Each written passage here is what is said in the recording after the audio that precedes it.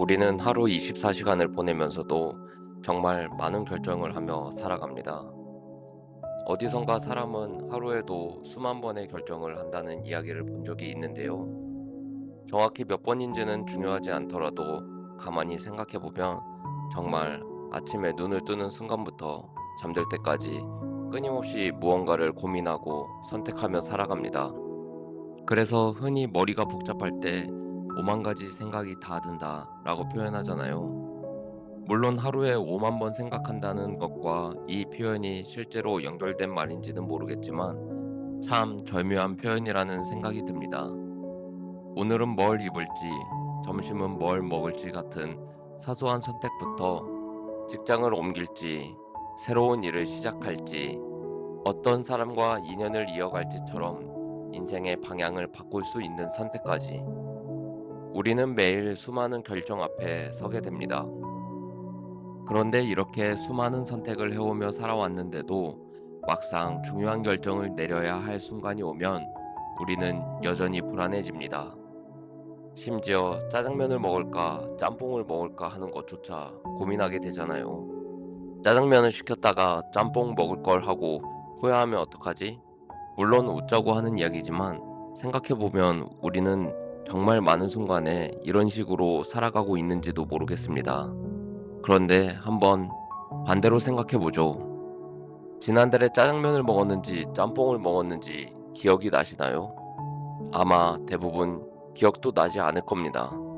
당시에는 분명 선택이었지만 시간이 지나고 나면 아무것도 아닌 일이 되어버리는 것이죠. 저는 인생의 많은 선택도 어쩌면 이와 비슷하지 않을까 하는 생각을 합니다. 물론 모든 선택이 가볍다는 이야기는 아니지만 지금 당장은 내 인생 전체가 걸려 있는 것처럼 느껴지는 일도 시간이 한참 흐른 뒤 돌아보면 생각했던 것만큼 결정적인 일이 아니었던 경우가 참 많습니다. 대학 입시에 실패했을 때는 인생이 끝난 것처럼 느꼈던 분들 많을 겁니다. 원하던 회사에 들어가지 못하거나 준비했던 시험에서 떨어지거나 기대했던 일이 잘 되지 않을 때도 마찬가지죠. 그 순간에는 이런 생각밖에 들지 않습니다. 왜 하필 나한테 이런 일이 생겼을까? 그런데 몇 년이 지나고 나면 실패 때문에 전혀 예상하지 못했던 환경으로 들어갔는데 그곳에서 좋은 사람을 만나기도 하고 새로운 일을 배우기도 하고 그 경험 덕분에 이전에는 알지 못했던 자신의 모습을 발견하기도 합니다.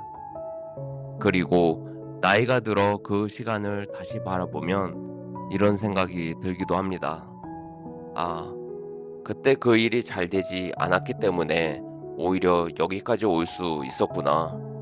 어쩌면 나에게 이런 걸 깨닫게 해주려고 그때 그런 결과가 찾아왔던 건 아닐까? 그래서 저는 요즘 선택을 예전만큼 두려워하지 않으려고 노력합니다. 최대한 가볍게 생각하려고 합니다. 제가 오늘 이런 이야기를 드리는 이유도 최근 읽은 책에서 아주 인상적인 문장을 만났기 때문인데요. 신태순 작가님의 아들아 명심하거라.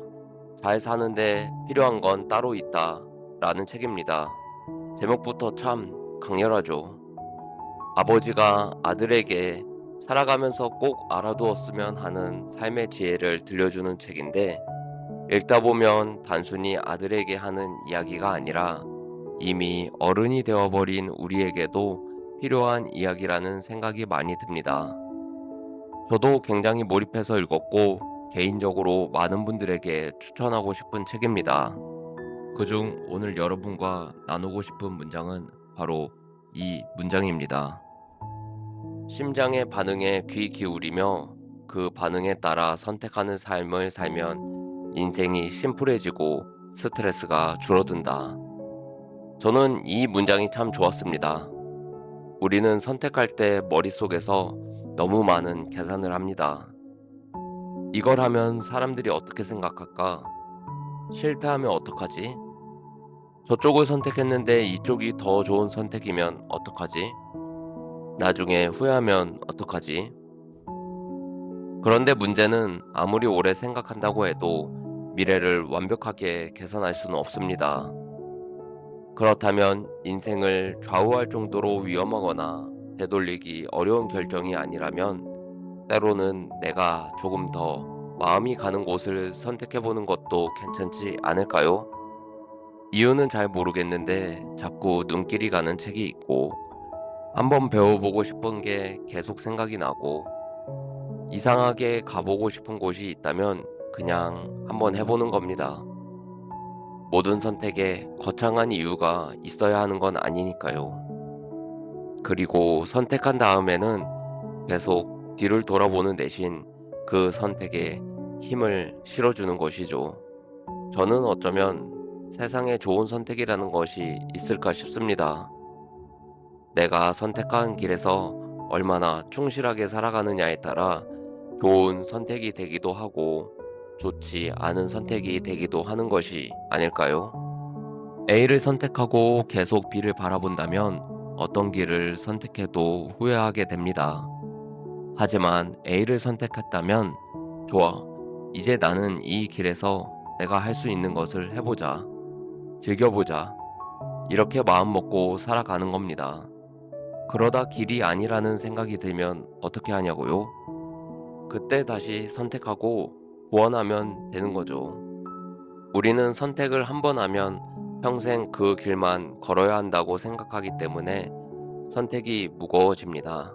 하지만 인생은 한 번의 결정으로 완성되는 시험지가 아니라 계속 수정하면서 살아가는 긴 과정에 더 가깝습니다. 잘못 들어간 길에서도 배울 것이 있고 예상하지 못한 길에서 뜻밖의 풍경을 만날 수도 있습니다.